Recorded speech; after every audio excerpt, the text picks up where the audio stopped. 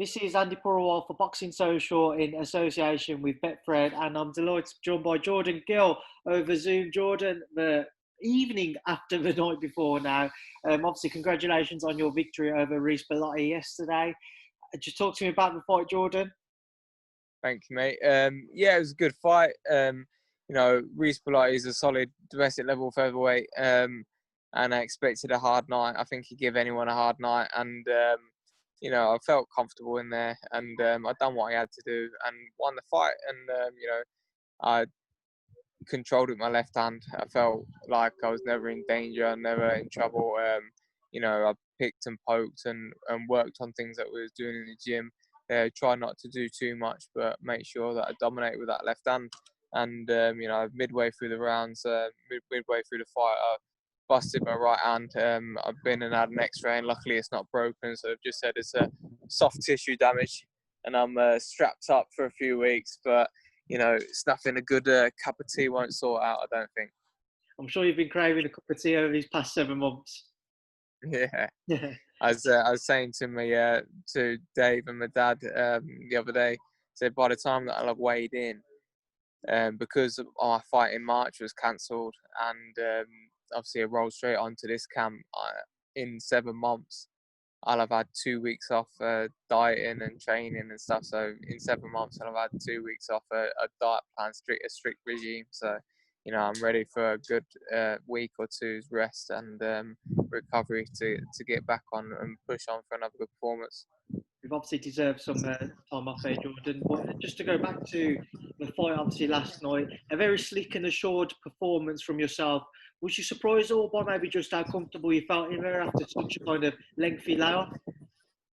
Yeah, I think so. I think all things considered, I think it was a solid enough performance. I felt like I was in sort of cruise control. Like, no disrespect to Reece Bellotti, but he didn't ask many questions of me to make me to step it up.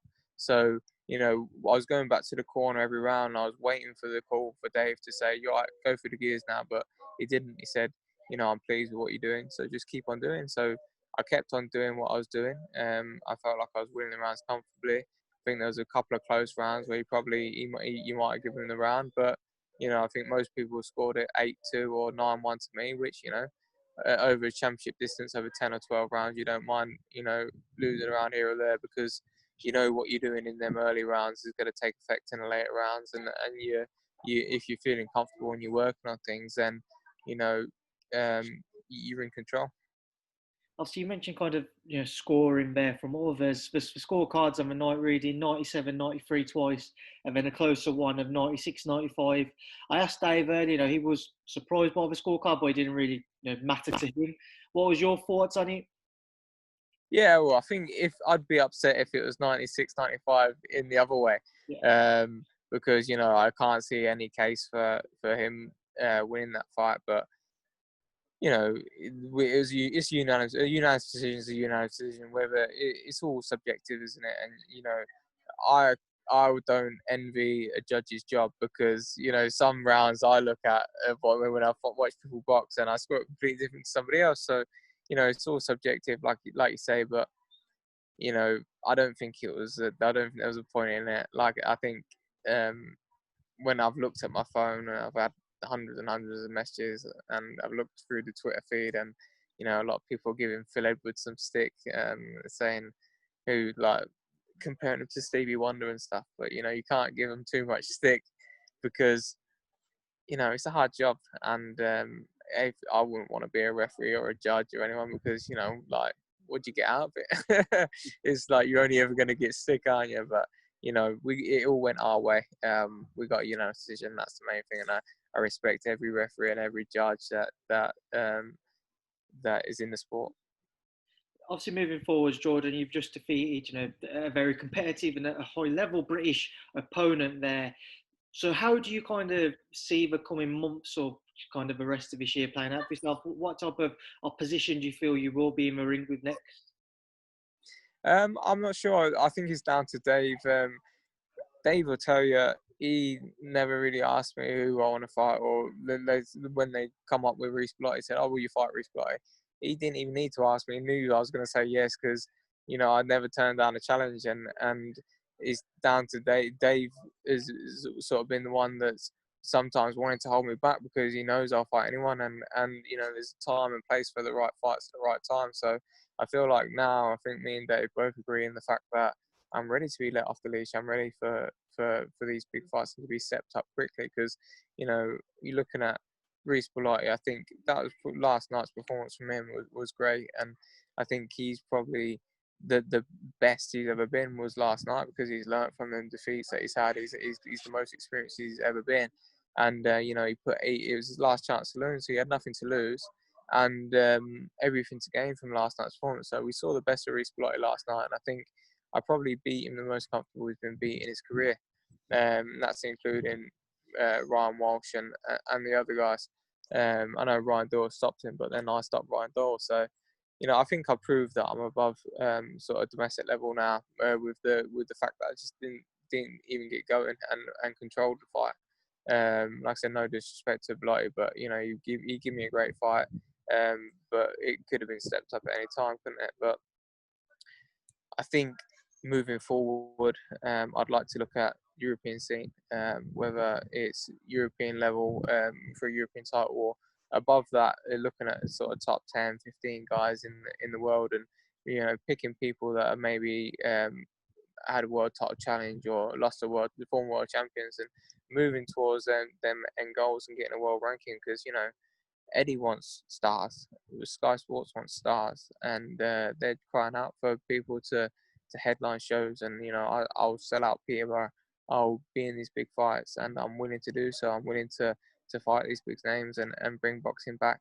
And you know, I'm just glad that yesterday we was given the opportunity to create history and bring boxing back live to Sky Sports in Britain. And you know, it was an absolute pleasure and honour to do so, and I feel very privileged. So you know, I can always say that was a part of history, the first fight back on Sky Sports after the pandemic lockdown, and something you'd be able to tell your grandkids. Just to touch on that, Jordan, obviously you mentioned bringing boxing back for certainly for Matchroom there and for Sky Sports. But what was kind of the atmosphere like? What was the entire settings like for yourself to boxing? The setting was unreal because it felt like such an amazing event. I didn't go to Saudi Arabia when Joshua boxed Ruiz in the rematch, but Dave did because he had Hopey Price on it. He said, you know, like the setup, the size of it, and the way it was set up was very similar to that, because obviously that was a small crowd as well. But last night, like the atmosphere was dead, completely dead. It was like a sparring session. So like I said, when I was boxing Peter and I sold the place out, I remember hitting that Mexican kid with a couple of shots, and the crowd just erupted. And then I thought to myself, you know, that just G's you up, and then you put a few shots together. Before you know it, these kids hit the floor again, and then you finish them off, and it sort of just lifts you. And that wasn't there yesterday, so maybe that's why. You know, we boxed to orders, and that might have helped me in the fight, because you know, the last thing you want to do against a big puncher is take risks. So I don't know. Sometimes you can make arguments for and against it, but there was no atmosphere, and it was a bit like a sparring session. But to be part of it and to see such an amazing event take place, and like I said, part of history was awesome. Jordan, just a couple of quick ones before I let you go. I don't suppose you managed to catch any of the rest of the card, in particular that headline fight between Sam Eggington and Ted Cheeseman. Yeah, I know. Do you know what? I didn't watch it, but I was because I went straight to hospital to get my hand X-ray. So my dad was driving to the hospital, and I was checking Twitter all the way through, and I was seeing the results of the lads. I see obviously Dalton Smith, who I think is going to be a superstar, knocked that Nathan Bennett out.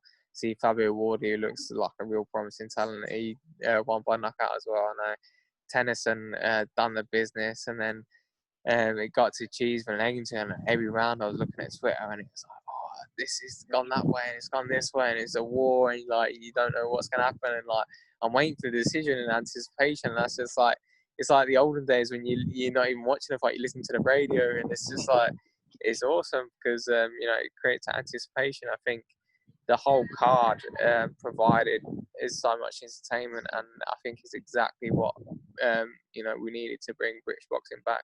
and I think everybody involved can be really proud. I think Eddie Hearn, Frank Smith, Matchroom Boxing done a great job. Sky Sports, unbelievable. And the best thing is we've still got 3 weeks left of action. Final thing, Jordan, before I do let you go, like I say, the hairdo, the lucky hairdo, is it now? Is it here to stay? I don't know. I think what we're gonna have to do is do a poll on Instagram, because I've got so many mixed reviews. Half people are saying you need to get rid of it, mate. You look like a dosser. You look a bit homeless. A lot of people calling me Wilfredo Gomez or Tommy Earns, and I'm like, half these people comparing me, I'm having to Google because I don't know who they are. But obviously I know who Tommy Earns is. I'm not a complete bum. And yeah, I don't know. I like it short because, you know, when it's long, you have a shower and it takes about half a day to dry because it's so thick, and then it falls out everywhere and it makes a mess, and you have to get the old Dyson out. So I don't know. I think we just have to wait and see how it goes. Well, Jordan, that's certainly a dilemma that I'm happy that I don't need to be worried about. But I will leave you now to enjoy your day, like I say. Congratulations once again, mate. But before I let you go, in fact, final word to you. What would you like to say to everyone who tuned in to watch your fight last night? If you tuned in, I hope you enjoyed it. I hope you got value for money and was entertained. And I promise to provide more entertainment and a lot better performances than that in the coming years and next fights. Thank you for all your support, all the well wishes, all the congratulations, and there's bigger and better things to come. Jordan, a pleasure to catch up with you. Obviously, enjoy your victory some more, and I'll speak to you soon. Thank you for speaking to Boxing Social. Cheers, Andy, mate. Take care.